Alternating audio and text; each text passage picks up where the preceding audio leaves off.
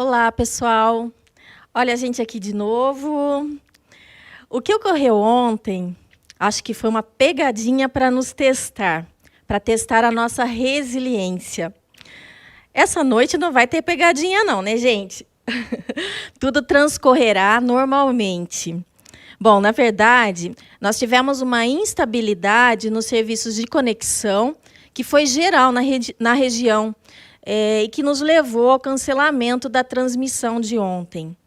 E tudo aconteceu bem depois de uma introdução em que eu mencionava exatamente o cenário incerto em que vivenciamos esse ano, e a necessidade de nos reinventarmos a cada momento. Olha, foi preciso muita atitude para a tomada de decisão naquele momento. Não foi nada fácil cancelar um encontro depois de tudo planejado. Pois é, a vida está nos mostrando que a gente precisa, cada vez mais, desenvolver competências atitudinais para lidar com as situações como essa. Mas, enfim, estamos aqui de novo. Como um time resiliente que somos, vamos dar início ao segundo semestre de 2020. Boa noite a todos, sejam muito bem-vindos ao encontro de hoje. Dando continuidade, então, ao 7º Simpósio de Desenvolvimento de Docentes e Tutores, nós preparamos 2 encontros que parte da concepção, que vai falar da aprendizagem, que é o tema de hoje, e vamos para as dicas práticas de como podemos engajar os estudantes com o auxílio da tecnologia, que será o encontro que nós remarcamos para o próximo sábado. Os fundamentos do projeto pedagógico institucional trazem muito fortemente o processo de aprendizagem como foco. É uma aprendizagem que seja significativa para o estudante, e esse estudante como protagonista do seu processo de desenvolvimento. Assim, para o encontro de hoje, nós contaremos com 3 professoras muito queridas e admiradas aqui na instituição para falarem sobre o tema Aspectos biopsicossociais da aprendizagem. A professora Patrícia Furlaneto tem mais de 25 anos de docência entre educação básica e superior. É doutora em História Social, especialista em Gestão Estratégica Educacional e de Negócios. Com grande experiência, ela é uma grande entusiasta da educação humanista, de uma educação humanista com significado, e está sempre envolvida em projetos transformadores, e tanto como na gestão, como com a prática docente. Atualmente, é coordenadora do curso de Pedagogia, procuradora institucional e membro do Comitê de Ética e Pesquisa Humana aqui do Unifeop. Fabiana Bozelli possui bacharelado, licenciatura e clínica em psicologia pela Universidade Paulista. Ela é especialista em avaliação psicológica e neuropsicológica pela PUC e mestre em psicologia dos recursos humanos, com ênfase em estresse e qualidade de vida pela Universidade de Lisboa. Tem experiência clínica em avaliação psicológica e neuropsicológica, atendimento infantil, adulto e idoso, psicodiagnóstico infantil e orientação profissional. Atualmente, ela é professora e coordenadora do curso de Psicologia e também membro do Comitê de Ética em Pesquisa Humana do Centro Universitário aqui da FEOP. A professora Cíntia Rossi, ela é graduada em Biologia, com licenciatura e bacharelado pela PUC de Campinas. Possui mestrado em Biologia Funcional e Molecular, com ênfase em Fisiologia Renal e Diabetes, pela Unicamp. Atualmente, ela é coordenadora do curso de Ciências Biológicas e de Biomedicina. Tem 30 anos de experiência na área de docência, e hoje ela ministra aulas para os cursos de Ciências Biológicas, Biomedicina e para a Nutrição. Ela também coordena o curso de pós-graduação de Análises Clínicas e é membro também do Comitê de Ética em Pesquisa Humana aqui da FEOP. Bom, como combinado, vocês terão um espaço no chat para perguntas e comentários que serão encaminhadas às professoras no final das falas. Nós também deixaremos um link com uma pesquisa rápida para quem tiver interesse em obter o certificado desse encontro. Tenho certeza que será muito proveitoso para todos nós essa fala que nós vamos ter aqui. Passo a palavra agora para a professora Patrícia, que começará a abordagem do nosso tema da noite. Boa noite. Ó, nós aqui, outra vez. Gente, sejam bem-vindos e espero que valha a pena, né, a espera de ontem para hoje para o nosso evento. Vamos começar, então, né? A gente vai falar dos aspectos biopsicossociais da aprendizagem. E a minha parte aqui, começando esse debate, é falar um pouco sobre a questão social.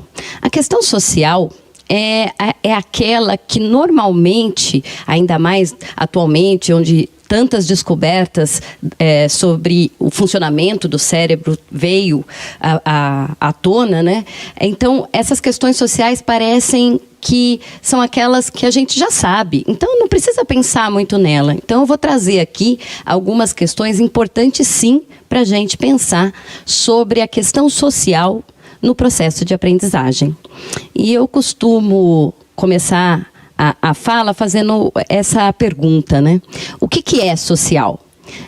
O que é social em relação à humanidade? E a resposta é bem simples. Social é tudo o que não é natural e não é biológico, né? Tudo que não é natural, que não é biológico, é cultural. Todo o resto, tudo que o ser humano faz, que não seja biológico ou natural, é cultural, é social.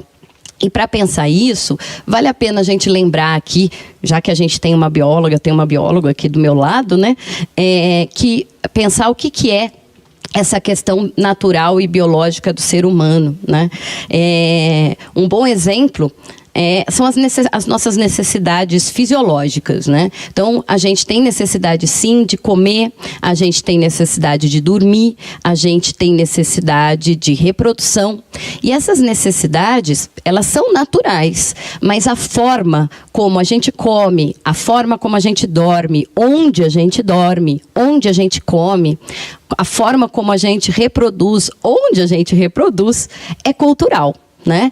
As ações, a forma como as ações acontecem, são ações criadas, desenvolvidas pela sociedade, né? Pelo ser humano. E aí, é legal a gente aproveitar e falar um pouquinho mais sobre a contraposição entre a cultura humana e a natureza humana.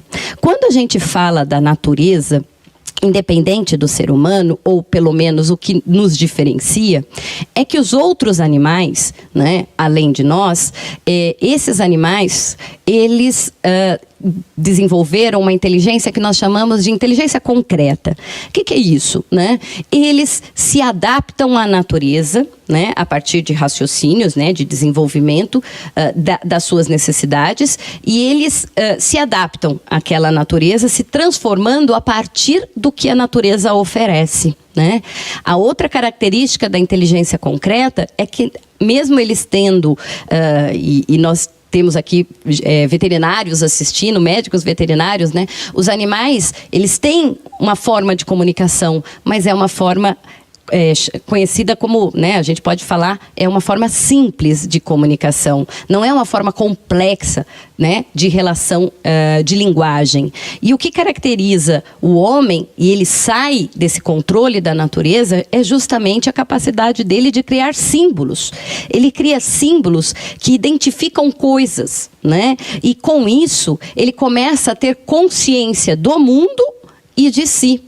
Porque é a partir desta linguagem que ele vai adquirindo e desenvolvendo, é que ele se relaciona com um número cada vez maior de outros seres humanos, né?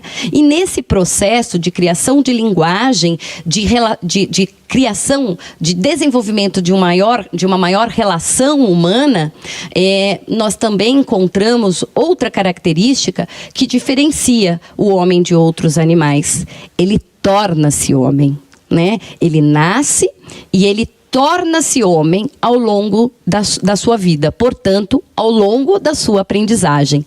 Então, uma outra característica, um outro ponto importante para a gente levantar aqui, é que o ser humano está sempre aprendendo, desde que ele nasceu, né? Ele nasce, ele já começa a aprender uma série de coisas. Ele começa a aprender e de que forma? Se relacionando com outras pessoas, né? Então, no primeiro momento, esse nível de relação é familiar, depois ele vai para a escola, depois ele vai para a sociedade, e quanto mais ele se relaciona, mais conhecimento ele desenvolve, mais linguagem ele desenvolve, portanto, mais ele aprende, né? E aí a gente se pergunta, né? E como que essas relações são criadas, ou como que a gente pode observá-las, né? Então, eu vou trazer aqui alguns pontos legais para a gente pensar, né? O ser humano, né, vivendo nessa estrutura social que ele organiza, que ele mesmo organizou, que ele mesmo criou. Eu tenho um verbo, uma ação que caracteriza bastante isso, que é cultural, é tudo que tem interferência do homem. Então, tudo em que o homem interferiu, ele criou, não é natural. Se ele criou, não é natural, né? Então, por exemplo, quando nós falamos de hábitos, o que são hábitos, né? O hábito de tomar café da manhã, o hábito de comer arroz e feijão, né? O hábito de falar que menina usa rosa e menino usa azul, né? São hábitos, né? São relações, são normas, né? Que o próprio homem, o próprio ser humano, que ao tornar-se esse ser social, ele desenvolve, né? E ele cria essas relações e essas definições de normas, de regras, de leis, de costumes, né? E isso a gente aprende, né? Vocês já com certeza já pensaram nisso. A gente aprende uma série de hábitos, a gente aprende uma série de símbolos ao longo da nossa vida. A gente aprende a acreditar nas nossas crenças, a gente aprende a conviver com as pessoas, né? A gente desenvolve os nossos costumes. Portanto, quando a gente nasce, né, e vai se tornando esse ser social, né, a gente herda esses conhecimentos, essas habilidades, essas práticas, que é uma característica humana também, que é a capacidade de ensinar e de aprender coisas novas e de transmiti-la, né, no sentido de passar esse conhecimento, né? Então a gente herda, a gente transmite e a gente transforma. E aqui vai mais uma característica do ser humano. Ao mesmo tempo que a gente cria as regras, a gente transgride as regras. Num movimento contínuo, num movimento que nunca para, né? Então, nós criamos cultura, transformamos cultura, geramos novas culturas e assim sucessivamente, sem ter um final e um pronto acabado, um certo, um errado, né? Então, inclusive, todos esses valores, né, que nós hoje trabalhamos com esses valores como se eles fossem... Trabalhamos e discursamos a favor no sentido deles serem universais para o bem-estar da humanidade, mas eles são, de qualquer forma, criados pelo homem. O homem cria esses valores procurando o quê? A partir da sua inteligência, da sua capacidade de se relacionar, viver melhor, né? Ao fim e ao cabo, né? Sobreviver e viver de uma forma mais organizada, tranquila, ordenada, né? Outra característica, o ser humano adora uma ordem, né? Então, você aqui e você ali, né? Dessa primeira parte da minha fala, o que eu quero deixar claro para vocês, mas muito claro, né? Nós aprendemos o tempo inteiro. Portanto, quando os nossos estudantes chegam para nós, professores, eles já aprenderam durante a vida inteira deles. E nós também. Portanto, nós carregamos com a gente a nossa bagagem cultural, a nossa concepção de mundo. Né? Mas ela é fechada? Não, ela não é fechada. Ela pode parecer fechada, ela pode parecer absoluta, mas ela nunca é absoluta. Mas é muito importante que a gente conheça e a gente respeite, né, essa bagagem. Né? Essa é aquela frase que a gente fala na educação, né? Reconheça e valorize o conhecimento prévio do seu estudante, do seu aluno, né? Isso significa olhar para ele como um ser humano, portanto, social e com a sua bagagem cultural, né? E é dentro desta bagagem, né, que a gente vai acumulando ao longo da nossa vida, que a gente aprende que a sociedade que a gente vive, tá? Ela é formada por uma estrutura social. Tá? Por uma organização social, onde cada um tem a sua posição, cada um tem a sua função dentro da sociedade. E cada função, cada posição da sociedade, que nós, nas ciências humanas, costumamos chamar de status, que nada mais é do que condição, né? Onde cada uma dessas condições pressupõe um papel social, pressupõe uma série de normas de comportamento, de crença, de objetivos, né? E esse é o grande desafio, né? Porque nós aprendemos que essa posição, que essa situação, que esse papel, ele está fechado, ele está pronto, é só segui-lo. E como seria bom, né? Se fosse verdadeiro o pressuposto do Durkheim, né? Que a gente vive numa sociedade e que um dia esse organismo seria muito organizado, harmônico, onde cada um teria sua função e nada de problema aconteceria, né? Mas isso não acontece, né? A ciência humana descobriu, estudou, pesquisou e trouxe outras informações que fizeram com que a gente concluísse o quê? Né? Que essa organização tão ecológica, como acontece no mundo natural, não é uma característica do mundo social. O mundo social é cheio de regras, mas regras que nem sempre, né, são justas. Né? Para dizer a verdade, quase nunca elas são justas, né? E aí a gente se pergunta, aonde que a gente aprende essas regras? Aonde que a gente aprende qual é o nosso papel na sociedade, né? A gente aprende nas chamadas instituições sociais, né? Outro termo que vocês vão logo saber o que é. Quando a gente fala, né, nós, cientistas humanos, quando a gente fala de instituição social, a gente está falando de família. Família como uma instituição criada pelo homem. Quando eu falo social, lembra? Criada pelo homem. Então, essa instituição chamada família, esta instituição chamada igreja, não estou falando de fé, estou falando de igreja, ela é uma instituição, a escola, o Estado, né? A mídia, elas são instituições sociais, portanto, criadas pelo homem, que definem regras e papéis e status sociais, né? E aí, quando a gente tem claro isso, né, a gente olha para a Unifeob e fala, caramba, a Unifeob fala de transformar vidas. É o propósito dela, transformar vidas, né? Para quê? Por quê? Justamente porque nós sabemos que esse status, que essa posição e que esses papéis podem ser alterados. E que nós, como professores, temos um papel social importantíssimo nessa transformação, né? E o que é importante a gente levar em consideração quando a gente está pensando um curso, uma disciplina, uma área de estudos que a gente quer trazer para o nosso estudante?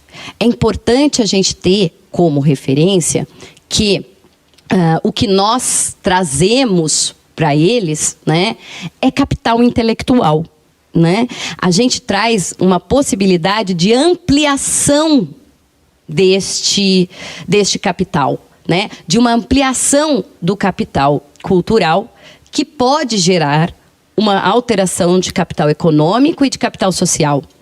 Mas, Patrícia, que mais que eu posso fazer e que mais que eu preciso saber desse tal capital?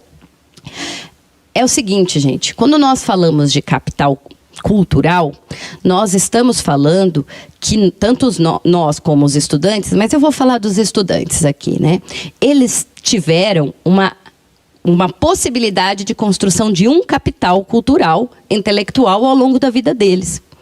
E normalmente, por causa das instituições sociais e das relações sociais que eles viveram, eles vêm com esse capital bastante fechado, bastante certo, como se aquilo já estivesse dado, como se aquela realidade estivesse dada, né? Então, se eu nasci pobre, eu vou morrer pobre. Se eu vivo numa sociedade, num grupo de pessoas que não tem capital intelectual ampliado, eu nunca vou poder ampliar meu capital, o que não é real, né? Existe sim essa possibilidade de transformação, né? E aqui vale, né? Por mais que a gente fale muito da necessidade de que os nossos alunos, os nossos estudantes, os nossos orientandos tenham força de vontade, né? Tenham projeto de vida, é importante lembrar que esse projeto ele tem que ter instrumental, ele tem que ter ferramenta, né? Não dá para imaginar que as pessoas, todo o seu futuro depende unicamente dela. Não depende, por um simples motivo. Nós não vivemos isolados, né? Se dependesse só dela, a história do Casper House, a história... esqueci o nome daquela moça que era surda, muda e cega, que inclusive a professora escreve um livro, vira filme, né? Sullivan. Bom, que essa pessoa, como é que ia depender só dela, né? Se ela não se relacionasse com outras pessoas, ela não ia ter ampliação de capital, né? E ela só entra no mundo humano quando uma professora consegue criar uma linguagem com ela, mesmo ela sendo cega, surda, muda, né? E a mesma coisa acontece com a famosa história do Casper House, né? Que é uma pessoa que, por motivos ainda que não se sabe ao certo, ficou isolada do mundo, né? Até a idade adulta, e que quando foi libertado, né? Ele não tinha linguagem, né? Então, como que ele pode depender unicamente dele, né? Então, isso é uma falácia. Nós dependemos, sim, um do outro. E não tem problema nenhum a gente falar sobre essa relação. O que isso gera, né? Gera uma possibilidade, e é isso que eu acho legal a gente falar, né? Gera uma possibilidade de alteração da sociedade, né? O problema não é a diferença social, o problema não é a divisão social, o problema é não ter a oportunidade de mudar, é achar que não é natural mudar, que não é normal mudar. O errado, né? O problema está em achar que as coisas não se alteram e que nós estamos fadados a uma determinada realidade. Eu vou passar um vídeo agora para vocês, rapidinho, para a gente finalizar a nossa fala.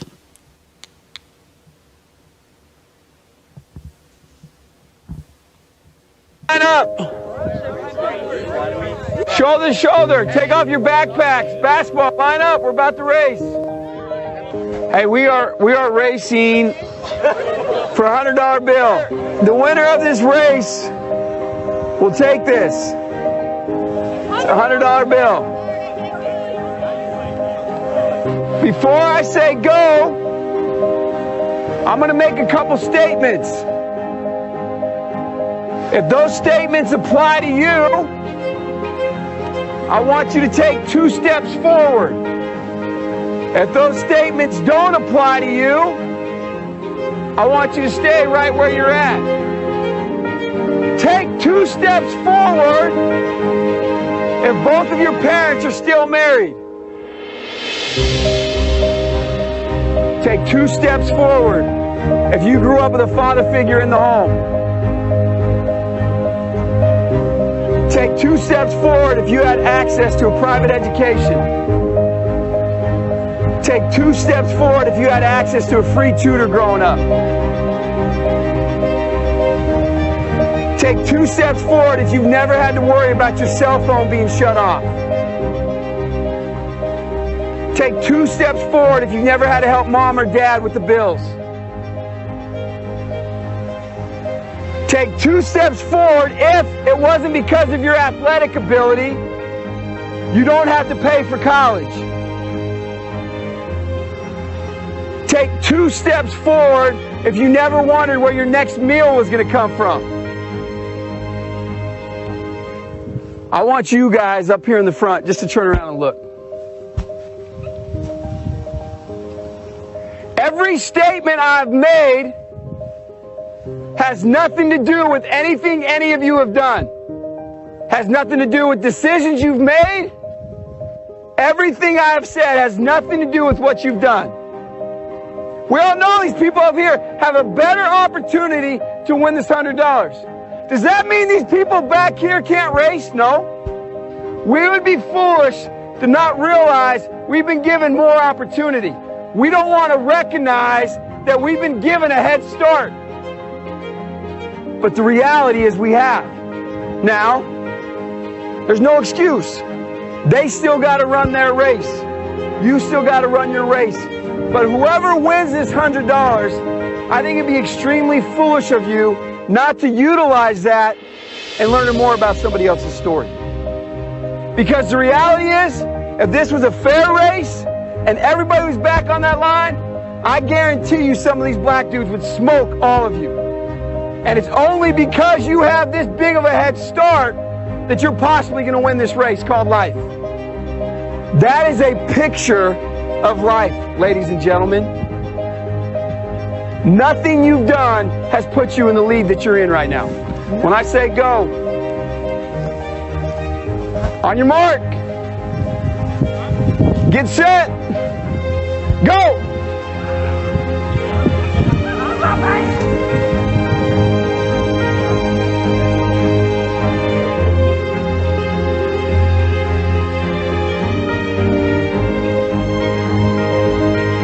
If you didn't learn anything from this activity, you're a fool.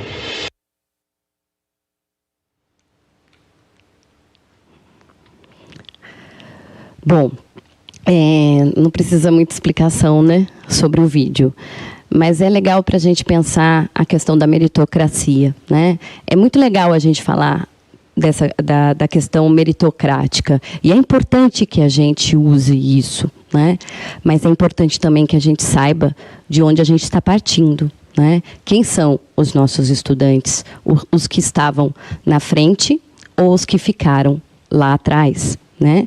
Então, para finalizar a minha fala, é importante a gente saber e lembrar sempre que é possível romper a reprodução, é possível a gente mudar o mundo. E quem pode fazer isso e tem a possibilidade de fazer isso, somos nós, professores. Muito obrigada. Vou passar a fala agora para a professora Fabiana.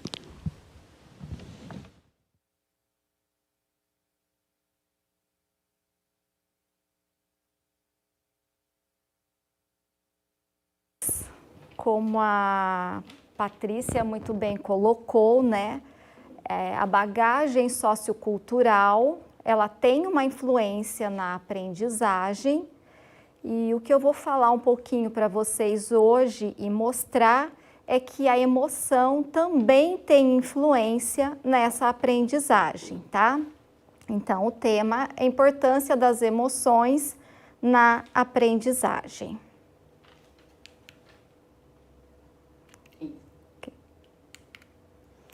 Então, para falar de emoção, né, primeiro eu preciso falar a origem dessa palavra.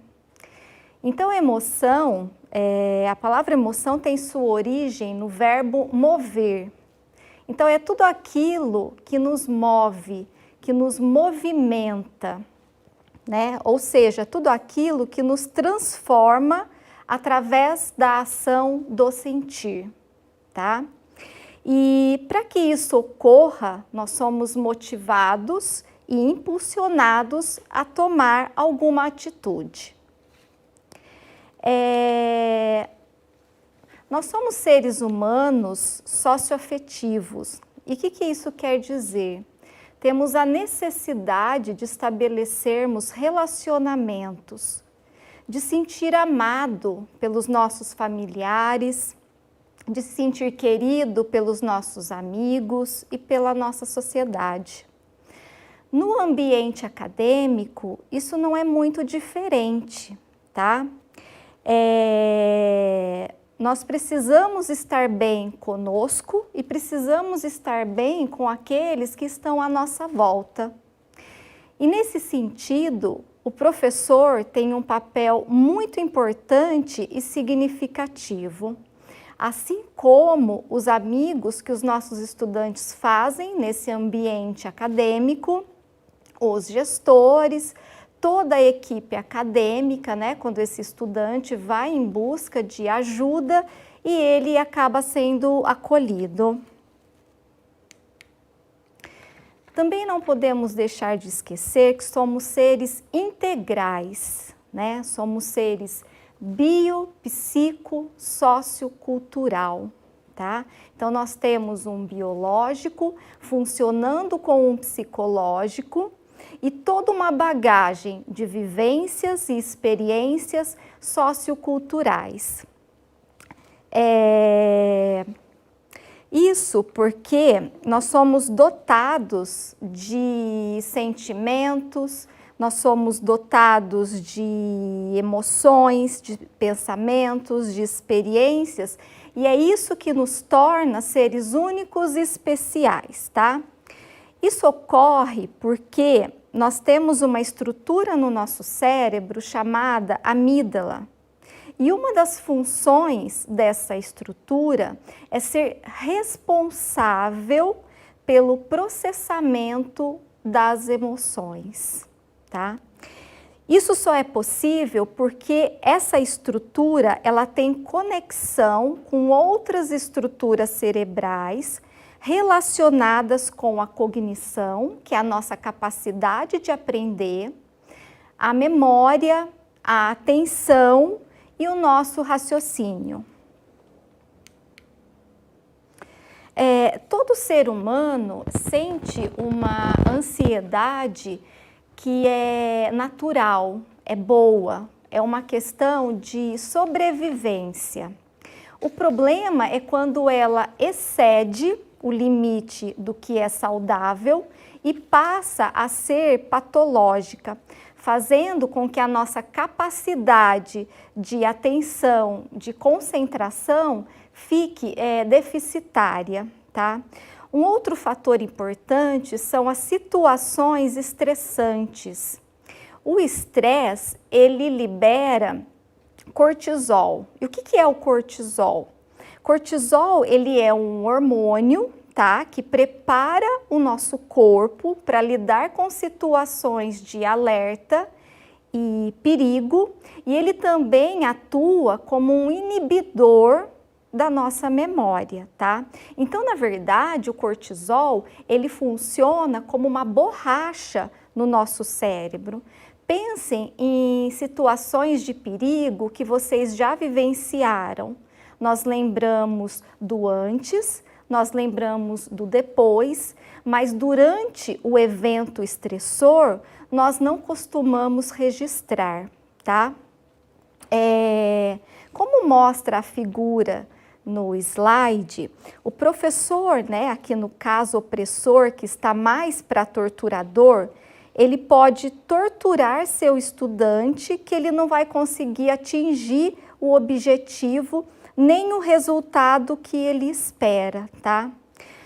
Um exemplo que eu vejo muito é quando o professor termina uma aula e ele diz assim para os seus estudantes: olha, estudem, porque na próxima aula nós vamos fazer uma prova ou uma avaliação, tá? O simples fato dele falar estuda, ele já desperta o alerta no seu estudante. Ao contrário, né, diferente se ele falasse, olha, na próxima aula vamos fazer uma atividade valendo nota, né? Então, eu aconselho, né, eu peço que vocês deem uma lida no conteúdo. A mensagem, ela é a mesma, só que a primeira, ela vem com uma carga negativa e isso é muito ruim para o estudante. Ao desempenhar tarefas acadêmicas, o estudante, ele utiliza a memória de curto prazo e a memória de longo prazo, tá? A memória de curto prazo, ela é usada nas questões do nosso dia a dia. No ambiente acadêmico, funciona como a primeira etapa da memorização. Então, dependendo da carga emocional, o conhecimento ele é retido ou ele é descartado. Então, se a informação ela vem com uma carga emocional, com uma carga afetiva negativa, ela é descartada. Se ela vem com uma carga, positiva, ela se torna, vai para a memória de longo prazo e ela fica para a vida toda. Nós podemos pensar, quando a gente fala em memórias, na nossa vida escolar, nos professores que passaram pela nossa vida. Nós lembramos daquele professor que trazia toda essa carga emocional positiva, nós lembramos dele com carinho, com afeto, lembramos da aula, dos exemplos que ele usava. Entretanto, aquele professor que vinha com essa carga emocional negativa, a lembrança que nós temos dele é muito ruim. E muitas vezes nós preferimos esquecer, nem lembrar, Ou lembramos daquele comportamento ríspido, ou da forma como ele falava com os estudantes, como ele tratava os seus alunos. Então, essas memórias são muito ruins para o estudante. Então, para que a aprendizagem ela ocorra de maneira eficaz e duradoura, é necessário que ela desperte alguma emoção ou algum significado no seu estudante. É importante que ele saiba o porquê dele estar estudando aquele conteúdo, onde aquele conhecimento vai ser aplicado na prática, para que faça um sentido maior para ele. E quanto maior for o interesse desse estudante por um determinado assunto, por um determinado tema, maior será a absorção e a facilidade na aquisição deste conhecimento. Como mostra a figura do slide, o nosso papel enquanto professores é de fazer toda a diferença na vida dos nossos estudantes, é preparar esses estudantes para o mercado de trabalho. Por outro lado, quando um fato gera uma forte angústia, traz uma carga emocional muito negativa, isso provoca falhas temporárias na atenção e na concentração, gerando o que a gente chama do branco, o famoso branco quando a gente tem. E isso impede o desenvolvimento de uma nova aprendizagem.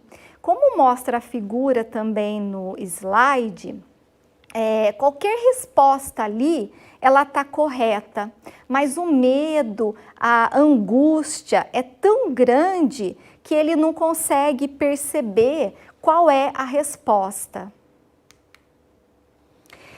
Então, as emoções, né, quando elas são gerenciadas de forma equilibrada e sadia, elas propiciam a aprendizagem, elas propiciam uma aprendizagem benéfica e prazerosa. Para mim, o maior desafio, né, da educação não é ensinar as coisas, porque as coisas já estão prontas, elas já estão ali, né? Os conhecimentos, eles estão nos livros, estão na internet, né? Estão disponíveis, qualquer um tem acesso. O desafio maior do professor é ensinar o estudante a pensar, é despertar a curiosidade do pensar, tá? É fazer com que esse estudante, ele consiga interagir com o professor, que ele faça uma interação estudante-estudante, que ele saia do papel dele, passivo de ouvinte, e tenha um papel de interação. Então, esse professor, ele tem que ser um professor provocador, né? Aquele professor que provoca a curiosidade do estudante para que ele seja protagonista da sua aprendizagem, para que ele seja protagonista do seu conhecimento. E aí o nosso papel é ir direcionando esse estudante nessa aprendizagem. Então, nós podemos dizer que o papel da escola hoje, ele transcende a aprendizagem de conteúdos, tá? Então, a escola hoje, ela tem que favorecer um desenvolvimento emocional e social dos seus estudantes. E para isso, a motivação, né, exerce um papel fundamental nessa aprendizagem. Porque a aprendizagem, ela é um fenômeno natural do ser humano. O ser humano, ele aprende, né? Se nós pensarmos em um bebê, quando um bebê é motivado a engatinhar, a andar, ele vai aprender. Então, essa aprendizagem, ela é um fenômeno natural do ser humano que envolve aspectos cognitivos, orgânicos, psicossociais, culturais. Então, a motivação faz com que o nosso aluno ele tenha êxito no desempenho dele escolar. E quando a motivação ela está ligada a esse sentimento interno de satisfação do indivíduo, esse fator contribui para um elevado bem-estar, né? Aumenta o sentimento desse estudante de prazer, aumenta as competências, aumenta a autodeterminação dele. E eu costumo dizer que o que mantém a motivação são os sonhos, né? Eles são o combustível para a nossa busca pelos nossos objetivos, pelas nossas metas. Então, hoje, nós temos que pensar no perfil do nosso estudante. O nosso estudante, ele trabalha o dia todo, ele pega um ônibus, ele sai na estrada, né, faz uma viagem até a faculdade. Então, esse estudante, ele já tem uma motivação, ele já está motivado, né, quando ele sai da casa dele e ele vem para a faculdade. E aí cabe a nós, professores, não deixar perder essa motivação. Para isso, nós precisamos ser inovadores e nós precisamos ser criativos. E para finalizar, né, nós aprendemos com a cognição, mas sem dúvida alguma aprendemos pela emoção. O desafio é unir conteúdos coerentes, desejos, curiosidades e afetos para uma prazerosa aprendizagem. E como ilustra bem a figura, mente e coração precisam estar afinados. Obrigada.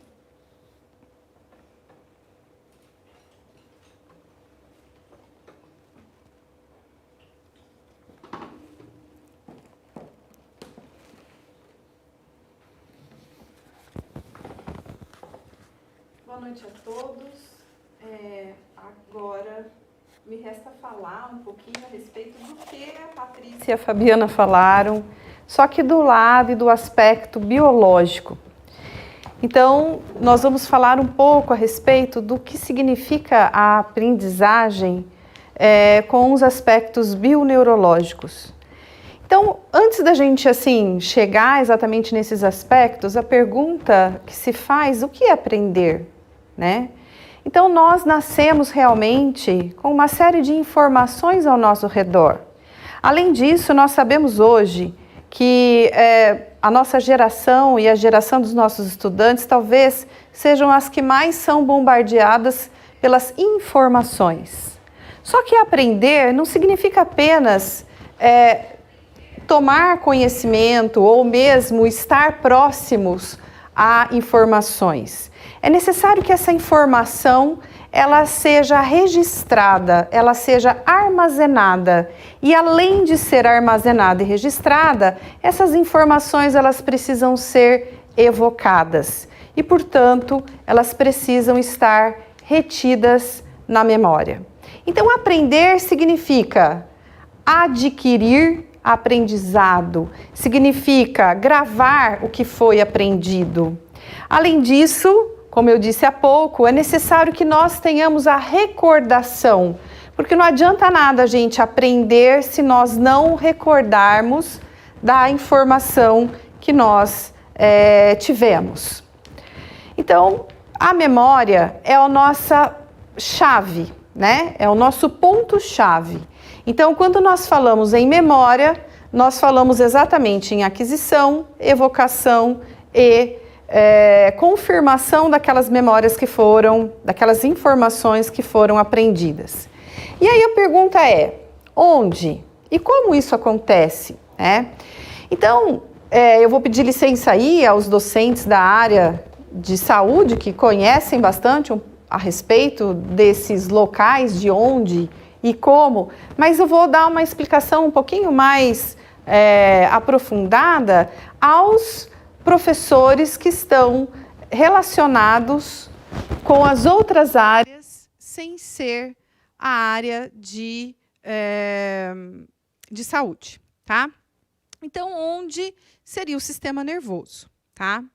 E o sistema nervoso, por sua vez, ele é constituído por unidades funcionais, que nós chamamos de neurônios. Esses neurônios, eles formam redes de conexão. Então, para cada função do nosso organismo, eu tenho circuitos neuronais, que são uma sequência de neurônios interligados. Mas será que eles estão totalmente conectados? Como é que se dá esse processo? Na verdade, esse processo ocorre através de dois mecanismos muito simples. São os impulsos nervosos, que é um mecanismo eletroquímico, e as sinapses, que também corresponde a mecanismos químicos. Então, quando nós temos, por exemplo, aí na tela, um neurônio, nós vamos ver que o neurônio ele vai ser constituído por um corpo. Esse corpo, vocês podem ver que apresenta aí um círculo azul, que corresponde ao núcleo neuronal. Esse núcleo neuronal ele vai apresentar o DNA, que controla toda a célula, e nesse corpo nós temos prolongamentos. Um prolongamento único, longo, que nós chamamos de axônio. E é esse axônio que vai se ligar ao outro neurônio. Então, nós temos o corpo, dele parte um axônio, que seria um prolongamento longo, e do corpo nós temos também prolongamentos curtos, que recebem impulsos de outros neurônios. Então, a sequência prolongamentos curtos, chamados dendritos, corpo neuronal e axônio, e assim sucessivamente nós vamos tendo a ligação. Então, sempre o final de um axônio neuronal se liga aos dendritos de outro neurônio.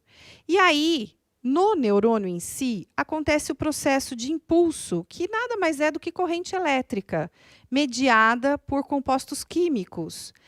Acontece que, de um neurônio para outro, esses impulsos eles são transmitidos através de sinapses, que são compostos químicos. Esses compostos químicos passam de um neurônio para o outro e aí, então, nós temos as transmissões nervosas. Um pouco complicado, mas eu espero que vocês tenham entendido. Muito bem. Todos os mecanismos nervosos funcionam a partir de formação de impulsos e sinapses. E agora nós vamos falar um pouquinho a respeito das memórias, né? Então, hoje nós temos aí uma série de definições de memórias, mas nós vamos adotar aqui 4 memórias que são classicamente estudadas. A memória de trabalho ou a memória de curto prazo, como a Fabi comentou há pouco. Nós temos as memórias procedurais, memórias semânticas e as memórias episódicas.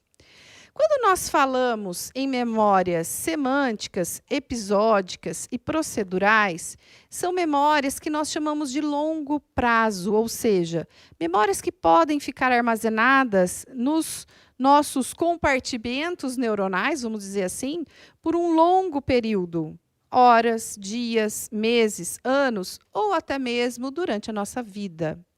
Então, as procedurais ou de procedimentos são memórias que vão definir a capacidade das nossas habilidades motoras, por exemplo.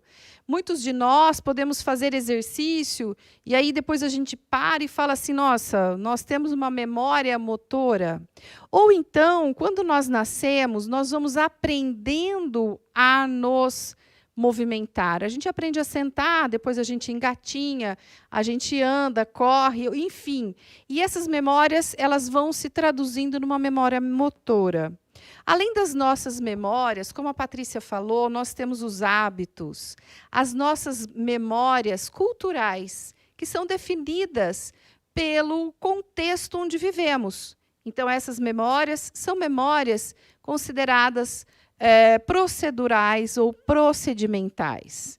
Nós temos ainda as memórias semânticas ou memórias gerais, que definem o significado e não sabemos exatamente quando foram adquiridas.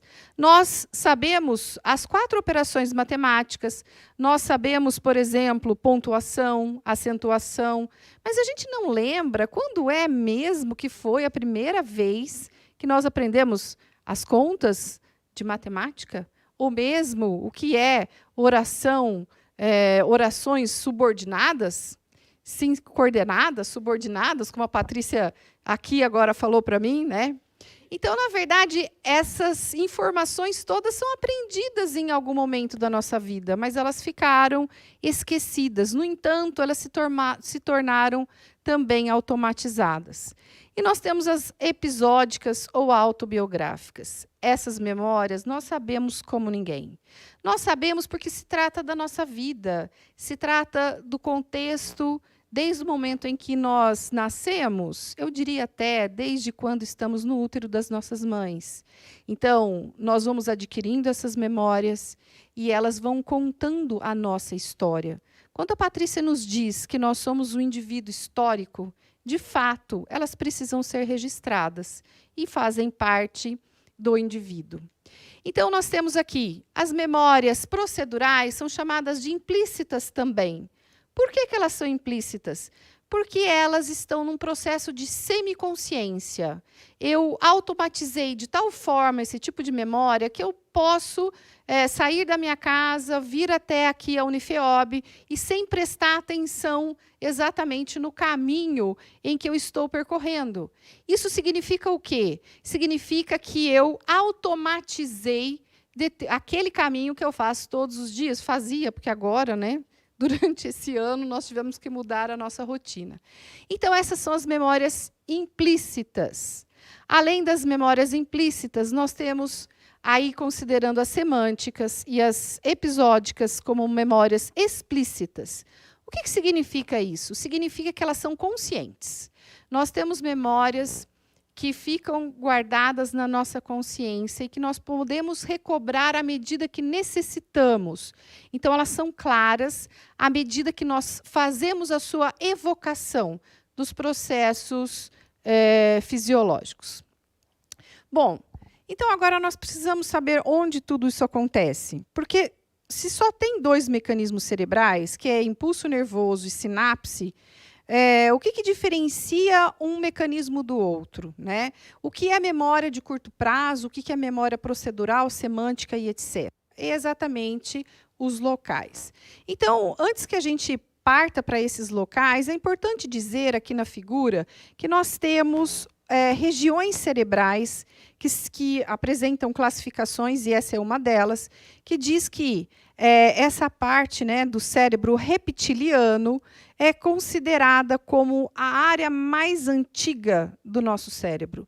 E ela guarda aí alguns elementos instintivos, juntamente com o sistema límbico, tão falado pela Fabiana, e que nós vamos reforçar essa ideia também.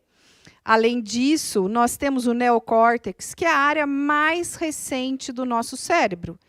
E aí, pela figura ao lado, nós podemos ver, né, que a nossa massa cinzenta não passa de uma faixa muito estreita de algumas camadas neuronais. E exatamente a correlação entre o nosso cérebro mais antigo e o nosso cérebro mais recente que define que podemos guardar na memória os símbolos, a cultura, a linguagem, que a Patrícia tanto falou no início. Então, nós temos aqui memória de trabalho. A Fabi falou bastante da memória de trabalho. Quando nós tomamos conhecimento de um determinado assunto, né, nós temos a memória de curto prazo. Isso não significa que nós aprendemos, significa apenas que nós temos uma memória que vai servir para nos contextualizar daquele momento em que estamos. Então, quando nós estamos falando com os nossos estudantes, fazendo uma contextualização, nós estamos, na verdade, trabalhando com essa memória de curto prazo. Ela também serve para nos determinar a sequência dos fatos da nossa vida. Então, quando nós levantamos, nós sabemos exatamente a sequência de atividades que vamos fazer naquele momento, e isso serve para nos definir. Então, esse tipo de memória é chamada de ultra rápida. E aí, elas geralmente acontecem nessa parte aqui da frente, que a gente chama de pré-frontal, e junto com uma outra área chamada de órbito frontal. Essas 2 áreas, elas estão diretamente relacionadas com áreas que nós vamos falar já, que a Fabi comentou a respeito do sistema límbico. Então, quais são as áreas gerais que estão relacionadas? Nós temos aí o lobo parietal, né, que na estrela amarela corresponde à região dos órgãos sensoriais. Nós temos a amígdala, tão falada, que nós vamos falar um pouquinho, e aí todo mundo fala assim, mas eu tirei as minhas amígdalas. Não, ninguém tira as amígdalas, porque as amígdalas estão no centro do nosso cérebro. Fazem parte do nosso, da nossa percepção emocional. Fazem parte dos nossos comportamentos de preservação, fazem parte dos nossos comportamentos sexuais, né, da nossa sexualidade. Então, tirar a amígdala não é uma boa. Então, quando a gente faz uma cirurgia de amígdala, né, Patrícia? Patrícia está rindo, tirando sarro de mim aqui. Nós estamos falando de uma retirada de tonsilas. Tá? Então, mas como ficou consagrado pelo uso, tudo bem, vamos deixar essa história de lado, ok?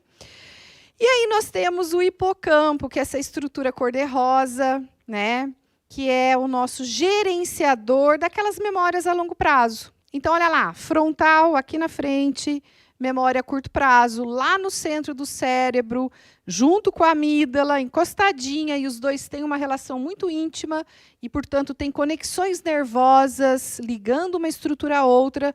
Nós temos o hipocampo, que é o nosso gerenciador de memórias a longo prazo.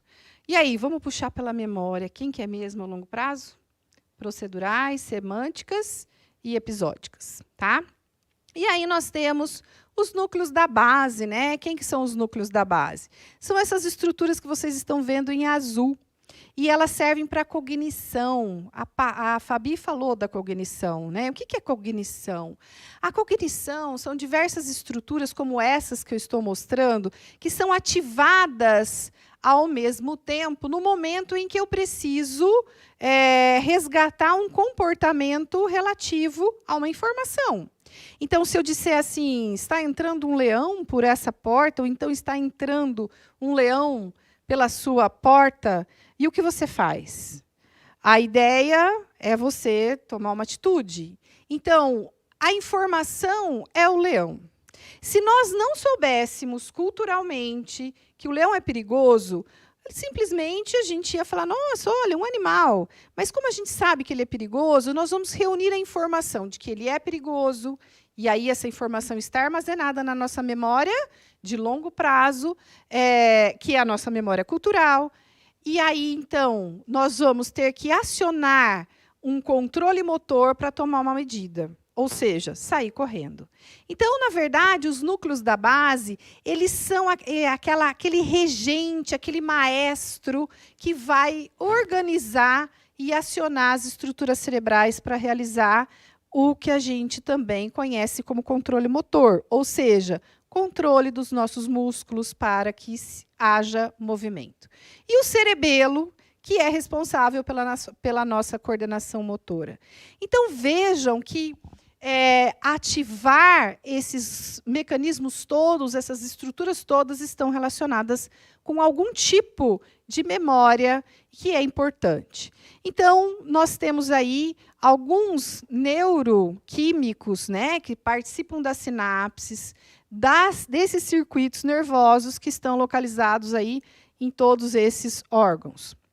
Que são, né, os principais são serotonina, dopamina, noradrenalina e adrenalina, né? Então, todos eles, na dose certa, vão definir memória a longo prazo e, portanto, aprendizagem, tá? E aí onde tudo começa, né? Tudo começa com o sistema sensorial. E a Paty falou da Anne Sullivan, não é isso? E aí a Anne Sullivan, que não enxergava, que não conseguia... Olha, eu estou rindo por causa da Patrícia, gente, desculpa. Mas não dá para ser séria com essa pessoa. Então, a Anne Sullivan, que ela não enxergava, ela não tinha percepção auditiva, e ela não conseguia se manifestar, ela tinha parte do seu sistema sensorial prejudicado, ou seja, ela precisava de alguém que conseguisse elementos para fazer com que ela se manifestasse. Então, nós nos manifestamos a partir de informações que recebemos do nosso meio. E o nosso meio se conecta com o nosso sistema nervoso através do sistema sensorial. Então, quando as pessoas perdem a capacidade desse contexto, automaticamente perde-se a informação do meio. Então, nós temos aí, né, o esquilinho lá da Era do Gelo cheirando tudo. Né? Por quê? Porque ele quer buscar informação, o que está acontecendo nesse meio, o que está acontecendo conosco, para que assim a gente possa resgatar na nossa memória as melhores reações e, consequentemente, estarmos num status de forma mais assertiva, vamos dizer assim, né? Então, aí nós temos, de novo, falando um pouquinho do sistema límbico, que ele é super importante, e aí nós temos nesse sistema ali, em vermelhinho, né, lá na figura, e o hipocampo junto com a amígdala. Então, é bem lá no centro mesmo, Patrícia. E aí, nós temos os estados emocionais. Como bem a Fabiana falou, e a gente não vai ficar retomando, porque ela comentou extremamente detalhadamente, de uma forma primordial. E aí nós temos atenção e motivação a partir desses elementos. Os estados emocionais positivos, os estados emocionais que nos levam a perceber de forma mais, vamos dizer assim, ele consegue promover a captação de tudo que existe ao nosso redor. Então, nós vamos perceber que as informações, elas estão diretamente relacionadas com essas informações sensoriais, as informações emocionais, perdão. Então, a nossa emoção, ela, na verdade, depende muito desse sistema. E aí, o que nós podemos dizer é que existem circuitos de recompensa no nosso cérebro. Nós somos indivíduos movidos à sedução. Nós somos indivíduos movidos ao prazer. Nós não somos indivíduos movidos a situações aversivas, porque a gente sempre vai acionar esse circuito que vocês estão vendo aí na flechinha, em verde, que sai, né, que parte aí justamente do nosso sistema límbico e vai até essa região aí, que é a região orbital, onde está a memória do curto prazo. Então, na verdade, vejam só, esse sistema ele vai interferir diretamente na nossa atenção e na nossa motivação e também na nossa cognição. Então, tão sedutor quanto o morango com chocolate, nós temos que ser com os nossos conteúdos. Nós temos que ser com as nossas aulas, porque é isso que os nossos estudantes esperam de nós. E aí, além daquilo que é bom, existe também aquilo que não é. Então, como a Fabi falou muito bem a respeito do branco, e nós temos ali as glândulas suprarrenais que liberam o cortisol, né?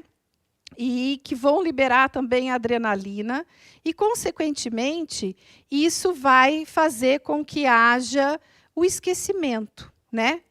E aí ocorre o famoso branco. Então, todo esse mecanismo está relacionado com o aprendizado que não se fixou, com a informação que não foi fixada. E agora, José, será que o sujeito aprendeu? Não, ainda não, né? Tem mais algumas coisas aí para a gente levar em consideração. Então, nós temos a informação, ela passa pela memória de curto prazo, vai para o nosso hipocampo, e o hipocampo vai dizer, bom, eu vou guardar ou não isso? Será que ele retém tudo, todas as informações? Mais importante do que reter na memória é esquecer. Vocês imaginem se nós guardássemos tudo e todas as situações em que vivemos.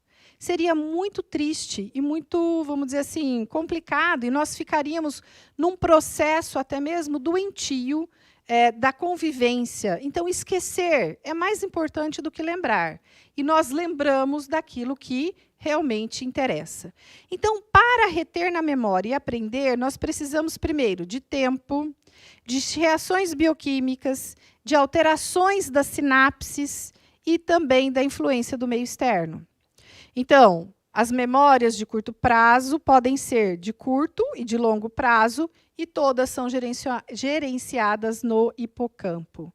Então, a memória de curto prazo, só para diferenciar, ela pode ter em torno de 6 horas, e ela vai permitir, como falamos, a coerência do contexto e da situação. Elas não ocorrem intensas reações bioquímicas, são reações bioquímicas, vamos dizer assim, passageiras, e elas não sofrem influência nem do meio externo e nem do meio interno, e, portanto, não apresentam alterações simpáticas e não se traduzem em aprendizagem. O que nós podemos dizer que realmente fica retido na nossa memória é o tempo, que deve ser mais longo. São os neurotransmissores, são basicamente os mesmos de memória de curto prazo. A diferença é que eles são mantidos por mais tempo nas sinapses, né? Ocorre a influência da amígdala e, portanto, de informações sensoriais. de informações hormonais, como no caso do cortisol, que nós falamos. Em excesso, o cortisol ele ocasiona o branco ou o esquecimento, mas em pequenas quantidades ele é importante e geram alterações nas sinapses e nas moléculas informacionais que correspondem ao DNA dos núcleos dos neurônios. Então, quando nós pensamos em alterações, nós vamos ver esse neurônio aí, e ele parece que está cheio de pequenos pontos. Cada ponto desse é uma conexão com outros neurônios. Então, imaginem que esses pontos eles são chamados de espinhas dendríticas. E eles servem para ligar um neurônio a outro neurônio. Essas espinhas ou espículas, elas podem estar presentes ou não. E é isso que vai fazer com que nós tenhamos uma retenção ou não daquela informação. Então, nessa figura, nós vamos ver aí no primeiro quadrado, né? Na verdade é um retângulo, e aí apresentam algumas dessas espículas dendríticas. À medida que a gente lê uma única vez, como mostra na figura, vocês podem ver que as espículas se modificaram. E aí, como é que eu faço para reter na memória? Todos esses processos que nós vimos, na verdade, vão fortalecer essas espículas. E aí sim, um neurônio se conecta com o outro de forma muito fortalecida. E não adianta eu ler uma vez. Eu tenho que ler uma vez, um dia, 2 dias, 3 dias, pelo menos 5 dias, para que a gente possa ter a formação dessas espículas. Além disso, nós vamos ver que o neurônio ele começa a se modificar. Então, se vocês observarem lá, no primeiro, de milissegundos, de segundos, de minutos e horas, nós vimos uma modificação da estrutura do neurônio. E, consequentemente, isso também favorece a retenção da memória. E a pergunta é, como são os nossos estudantes hoje?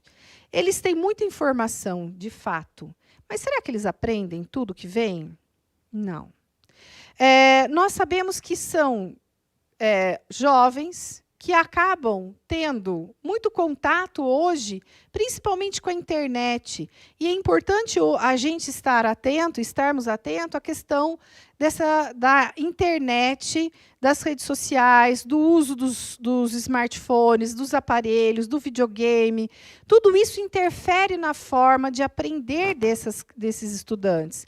Então, é importante que nós também tenhamos isso. Eles aprendem de forma diferente das que aprendemos no passado. Não é a mesma coisa. Por quê? Porque a luz ela vai afetar, principalmente à noite, quando o jovem, o estudante, ele fica muito tempo no videogame, no celular, nas redes sociais.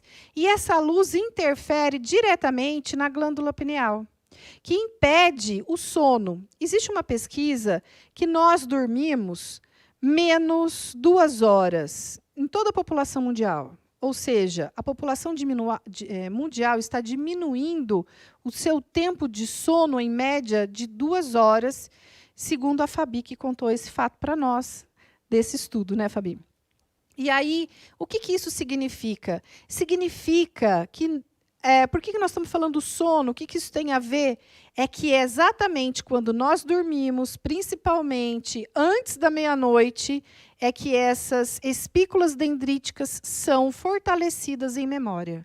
Então, se dormimos pouco, se os nossos jovens dormem pouco, eles vão ter dificuldade em reter na memória a informação que nós passamos. Nós temos a nossa realidade, o maior número dos nossos estudantes aqui da Unifeob são estudantes que chegam em casa à tarde, que vão chegar e muitos deles vão fazer algum exercício, que muitos deles vão continuar na internet até 1, 2 da manhã, e aí a gente quer que eles retenham na memória aquilo que nós falamos. Nós precisamos estudar mais sobre isso e falar mais sobre isso, até para pensar em estratégias melhores de memorização daquilo que a gente ensina. Pessoal, agradeço. Muito obrigada. E agora vamos aí passar para a Patrícia, que vai fazer as perguntas. Muito obrigada, Cíntia, Fátima. A Fátima, o que eu estou pensando? Ô, gente, um beijinho para a Fátima, inclusive. Se estiver assistindo. Obrigada, Fabi. Eu queria falar duas coisas, uma séria e uma não tão séria, né? Uma séria, é sério. É muito interessante, né? Quando a gente, numa noite, eu não sei se quem está assistindo percebeu isso, numa única noite a gente conseguiu ter 3 olhares diferentes sobre o processo de aprendizagem. E o quanto esses 3 processos de aprendizagem, essas 3 formas diferentes, né, essas 3 análises, elas se unem dentro do nosso projeto. E eu não estou aqui fazendo propaganda enganosa, não. Então, quando a gente discute, né, o processo de aprendizagem, quando a gente trabalha com a ideia dos processos cognitivos, com a importância de fazer um encontro, né, nós usamos bastante essa terminologia, né, fazer um encontro sempre ligado a outro encontro, que dá essa distância, normalmente de uma semana, e que a gente traga, né, a possibilidade do estudante continuar aprendendo durante a semana, a gente está trazendo essas pesquisas, a gente está trazendo o resultado dessas pesquisas, sejam na área da psicologia, seja na área neurológica, seja na área da educação, do processo de aprendizagem dentro do campo social, né, para dentro do nosso curso, para dentro da Unifeob. Isso é muito legal, né? Eu fico bastante feliz, honrada de participar desse projeto e saber que a gente está aqui discutindo algo para efetivamente trazer uma mudança para a vida das pessoas, né? A gente vai abrir agora para perguntas. O que eu ia falar de engraçado é que primeiro, gente, eu legitimo o meu sono, é importantíssimo dormir, isso é muito bom, né? E segundo, que a gente precisa das perguntas de vocês para a gente poder animar e valer a pena não dormir, né? Então, assim, para a gente animar e desenvolver o nosso sistema, o que é mesmo? Límbico, né? Para a gente desenvolver, aprender bastante, tá? E aí tem uma pergunta aqui já para começar, uma pergunta para a Cíntia. Cíntia, como exercitar a memória permanente? Você tem alguma dica? Bom, da mesma forma que a gente tem que fazer o exercício exercício físico para manter a musculatura, o exercício físico para manter a memória é ler, estudar. Praticar. E não tem outra forma a não ser essa. Tem jogos, né?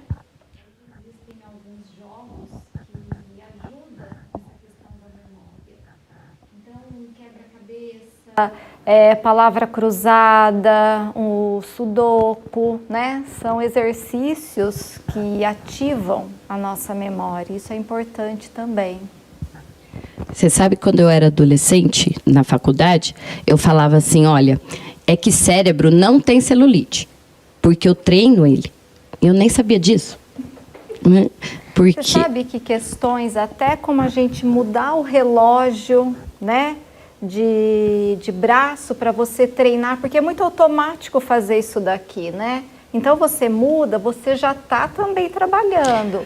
Escovar os dentes, né? Trocar as mãos para escovar os dentes, são exercícios que nós vamos fazendo e que ajuda muito nessa questão de memória, de atenção.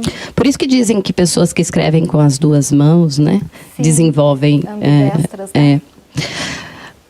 Vamos aí. Segunda pergunta.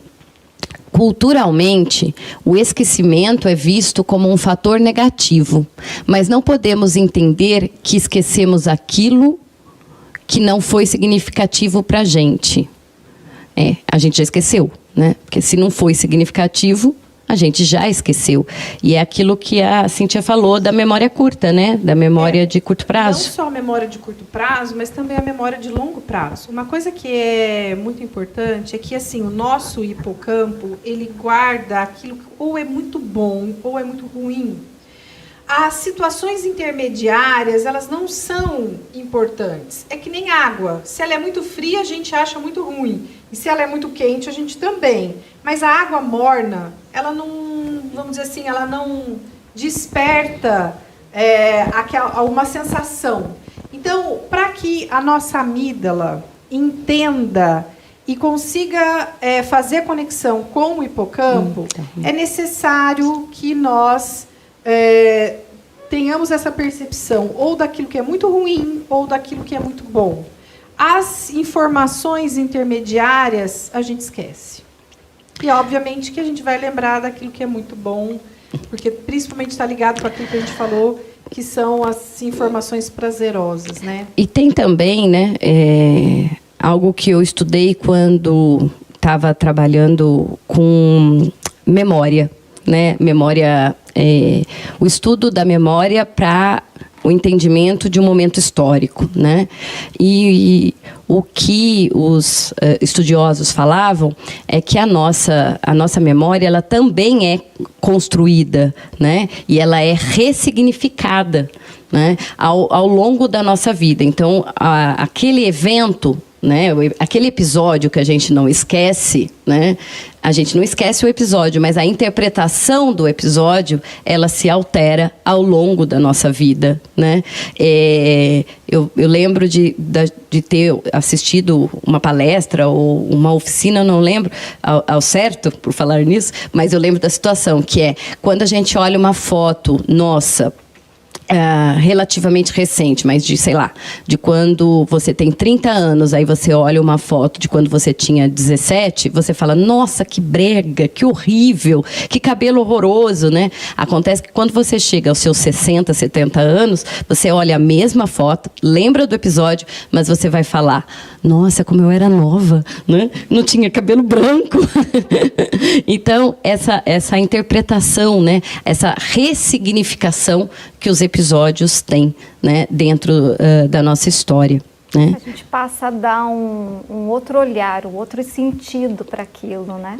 E esse sentido, né, tem muita ligação, né, tem ligação direta com o ambiente externo, né, com a história da nossa vida, né? Conforme a gente vai vivendo e se relacionando e criando outras situações, a gente vai ressignificando aqueles episódios, aqueles momentos.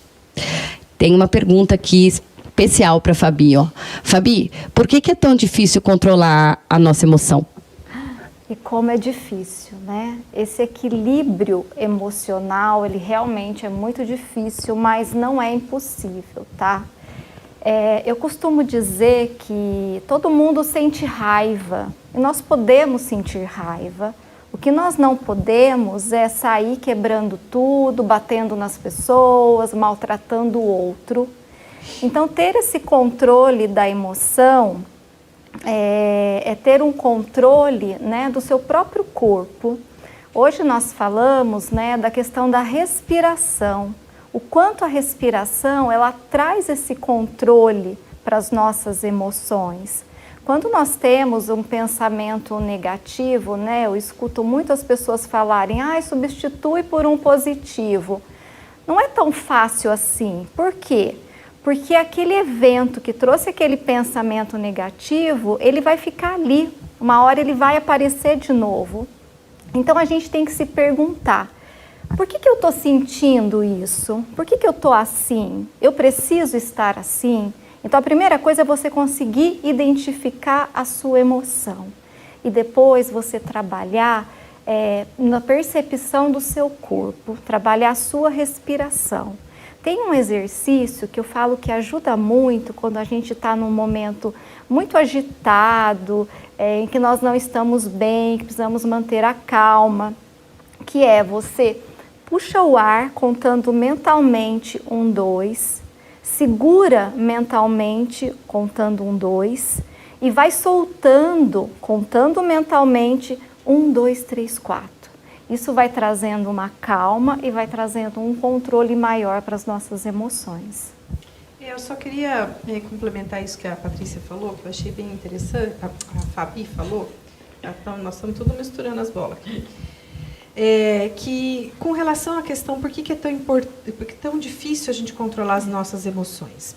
Tem a ver com a questão também das espículas dendríticas, né? E tem a ver também com a nossa personalidade e cada vez que a gente aciona mais esses processos de ansiedade ou mesmo os processos de raiva. Então, nós temos os nossos temperamentos, que a Fabi, né, fala e com propriedade, mas a gente tem as facilitações sinápticas de determinados circuitos nervosos na amígdala que vão fazer com que eu tenha um temperamento X, Y, Z, que eu consiga controlar mais ou menos. E à medida que a gente passa para o processo de respiração, nós vamos acionar determinados circuitos nervosos, como, por exemplo, o parasimpático, que vai favorecer a diminuição da nossa frequência cardíaca, que vai favorecer a diminuição da nossa pressão arterial e, consequentemente, a gente chega nesse processo de um respirar melhor, né, de uma calma melhor. A respiração diafragmática, né, porque quando nós estamos muito agitados, a respiração ela fica toda aqui, né? Aí vem a tensão junto. E essa respiração diafragmática, ela também ajuda muito nesse controle. Posso dar um pitaco que não tem ligação direta com as explicações de vocês, mas volta para uma questão que eu trouxe, que é externa, né? Que é a questão do que se espera daquela pessoa. Muitas reações são reações que as pessoas têm porque esperam que ela tenha essa reação. Isso é muito comum, né, nos jovens, quando a gente percebe o relacionamento amoroso, por exemplo, e tem a questão da reação do ciúme. Né? Mesmo que ele não esteja, ele cria a situação porque ele tem que ter um personagem, ele tem um papel social ali, né? Ele tem um papel, né, dentro daquela relação entre o namorado e a namorada. E isso a gente pode expandir, né, para as relações sociais mais complexas. Né? Que tipo de reação, né, de emoção se espera de um professor? Que tipo de reação que se espera de um juiz, né? Então, há também uma imposição por parte da sociedade, né, cultural, que define muito das nossas reações. Né?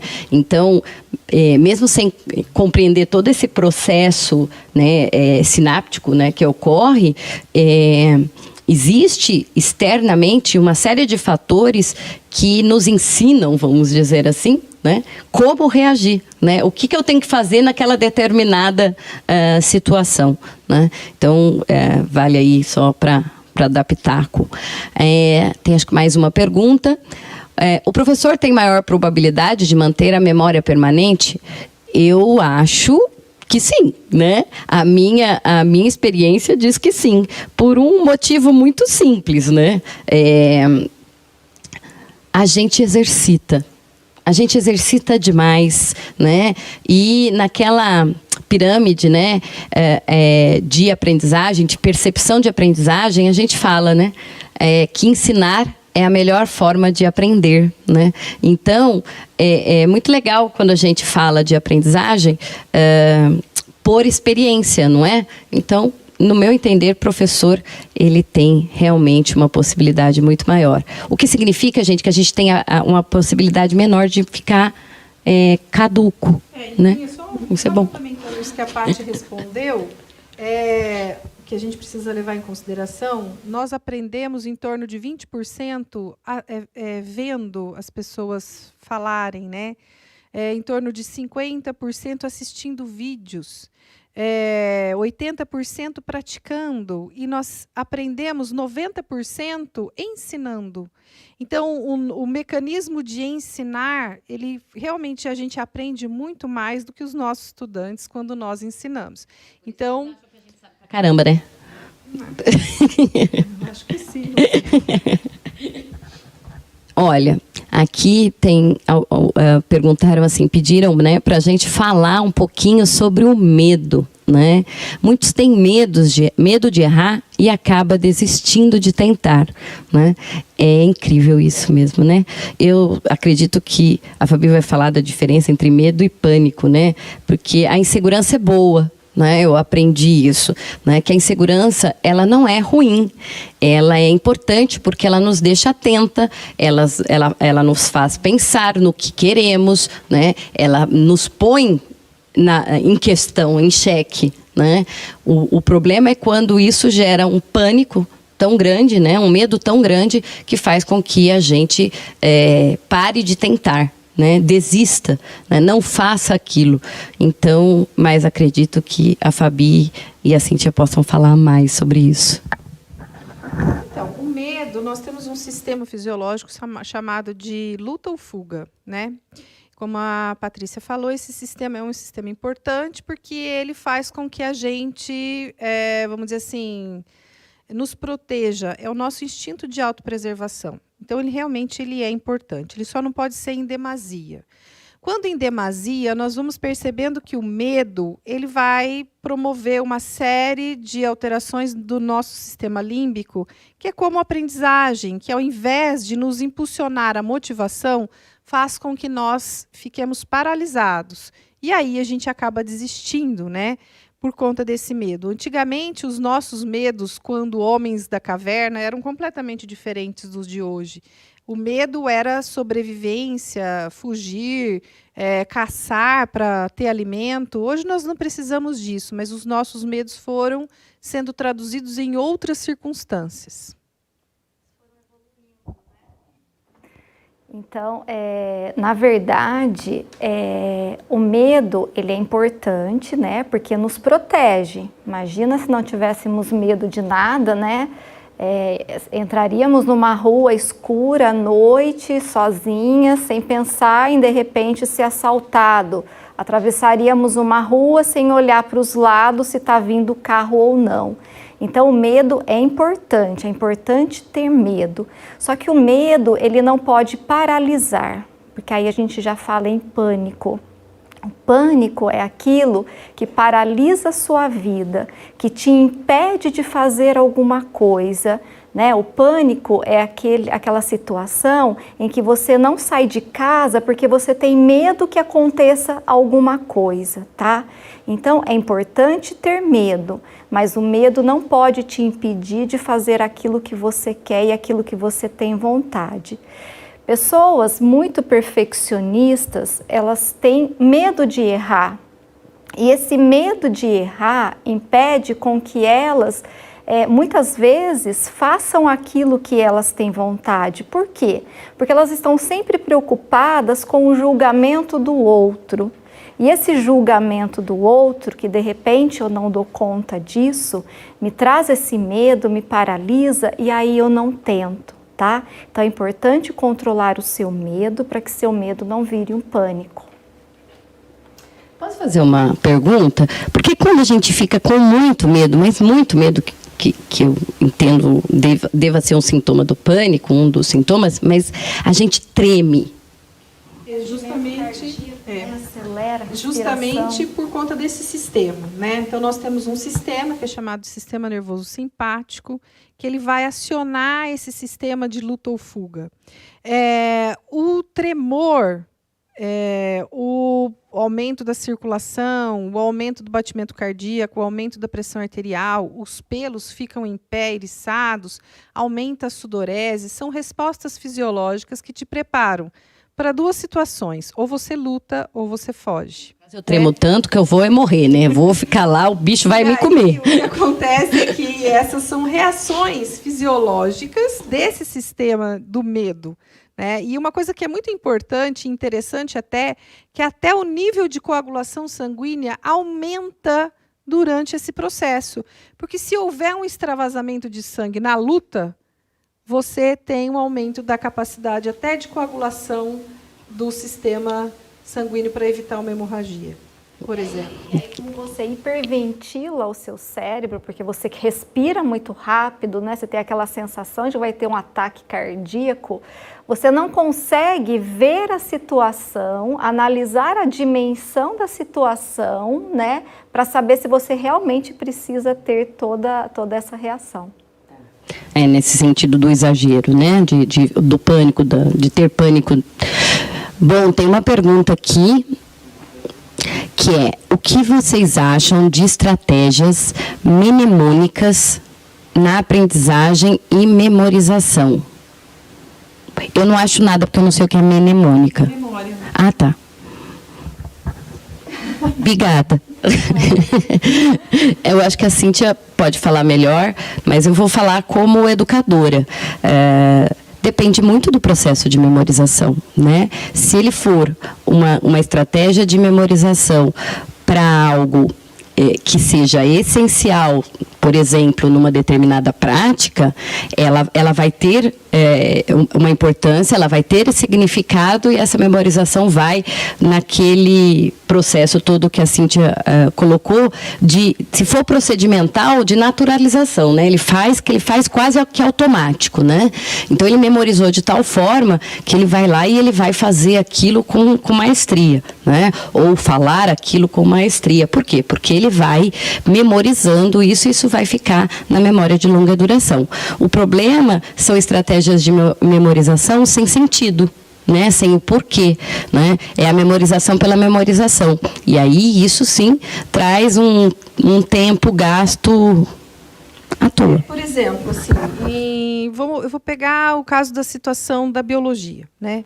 Nós temos que o nosso estudante ele precisa saber, por exemplo, o sistema de classificação de animais, de vegetais. Então, imagina um profissional que vai trabalhar num campo de conservação, para conservação de um ambiente natural. Ele tem que saber identificar aquela árvore, aquele arbusto, aquela planta. Então, não tem outra forma a não ser ele desenvolver estratégias de memorização para conhecer aquele ambiente que ele precisa trabalhar. É a ferramenta de trabalho dele, né? Então, é o que a Patrícia falou. Tem um sentido, tem um propósito. À medida que a gente impõe esse propósito, esse sentido, a memorização ela se torna até mais fácil. Agora, quando o indivíduo ele não compreende aquilo que ele está aprendendo no contexto dele, e se não faz sentido para ele, fica muito difícil até mesmo essas estratégias de memorização. Não que elas não sejam válidas, mas ele vai guardar por um tempo, e se ele não usar, lembra da espícula dendrítica? Ela desaparece. Um modelo que eu vejo muito que funciona é aquele professor que ele inicia a aula dele com uma pergunta, com uma reflexão. E aí, conforme os estudantes vão trazendo o conhecimento que eles já têm, e o professor vai introduzindo o conhecimento que ele precisa passar naquela aula, isso vai sendo construído, professor, estudante. E esse processo, né, ele fica muito mais significativo para o estudante do que o professor só chegar lá na frente e despejar o conteúdo, né? Que muitas vezes não faz sentido nenhum para esse estudante. O professor falou lá 3 horas e ele não absorveu nada do que ele precisaria absorver. O processo de repetição também ajuda muito nessa questão da memorização também. Principalmente se ele for procedimental, né? Então, a prática do procedimento, né? Os conteúdos factuais, né? Sim. Que indicam fatos, datas, que na verdade são conteúdos que necessitam desse processo para aprender, né? De memorização. Né? Do mapa mental, né? Uhum. Então, conforme vai tendo aquela interação em sala de aula e vou colocando as palavras-chave, aquilo também vai fazendo sentido, vai tendo um significado. E vai gerar uma memória. E vai gerar uma memória. Eu acho que a questão é legal da gente colocar o seguinte: a estratégia pela estratégia, ela não tem significado, né? Então, o professor, ele tem que saber em que momento ele vai usar aquelas estratégias de memorização e envolver envolver os seus estudantes nesse processo de memorização. Na verdade, o processo de memorização é um processo que vai acontecendo, né, ao longo desse processo de aprendizagem, né? Tem mais uma pergunta, para que a gente fale um pouquinho mais sobre a importância de sensibilizar os alunos para temas ligados à cultura, especialmente os temas ligados à literatura e linguagem artísticas. Boa pergunta. Eu ousaria dizer que foi o Hélio. É o nosso professor de literatura, um dos nossos professores de literatura. Por que é importante, né? É aquilo que a gente estava falando sobre a ampliação do nosso capital cultural, do nosso capital intelectual, né? Quanto mais você tem, né, uma possibilidade de conhecer o mundo, de compreender o mundo por meio de outra linguagem, que não a linguagem técnica ou que não a linguagem científica, né, com uma outra forma de explicação, que é normalmente como nós chamamos da linguagem artística, ela vai trazer um processo de aprendizagem que vai... agora eu vou usar os termos, ver se eu vou usar os termos corretos da Cíntia, mas ele vai envolver outros sistemas, né? Porque tem toda uma questão de sentimento, de envolvimento, e aí aquela frase, ou aquele quadro, ou aquela música, né? Ela vai trazer um significado. Então, a aprendizagem, a ampliação do nosso capital cultural, da linguagem artística, seja a escrita, seja a plástica, seja a música, né? Ela é extremamente importante no nosso processo de sociabilização e no nosso processo de aprendizagem, né? A gente brinca que cultura não faz mal a ninguém e nem ocupa espaço, né? Então, seria um pouco isso. A gente fala muito de formar para o mercado, né, de trabalho, mas a gente também trabalha com a formação daquela pessoa como pessoa, né, como um indivíduo que tem seu potencial e sua possibilidade de aprender uma série de linguagens e não só a linguagem técnica daquela profissão. Se vocês quiserem falar mais alguma coisa? Olha, nós temos uma pergunta do nosso pró-reitor. Tudo se materializa no sistema nervoso central, Cíntia? Quando se trata dessa questão de aprendizagem, de memória, sim, nós não podemos dizer que é em uma única estrutura, né? Então, nós vimos aí que são várias estruturas que se relacionam e que essas estruturas relacionadas que formam esse processo cognitivo, contextualizado, vai fazer com que realmente a gente tenha a questão da aprendizagem da memória no sistema nervoso central preponderantemente. E agora, acho que nossa última pergunta, né? Porque, segundo as professoras aqui, a gente precisa dormir. É isso? Né? Para a gente ficar mais inteligente. A higiene do sono. Né, tem que desligar as luzes, inclusive, né? Tem muita luz aqui. Dormir à noite, né? Dormir à noite, é muito importante.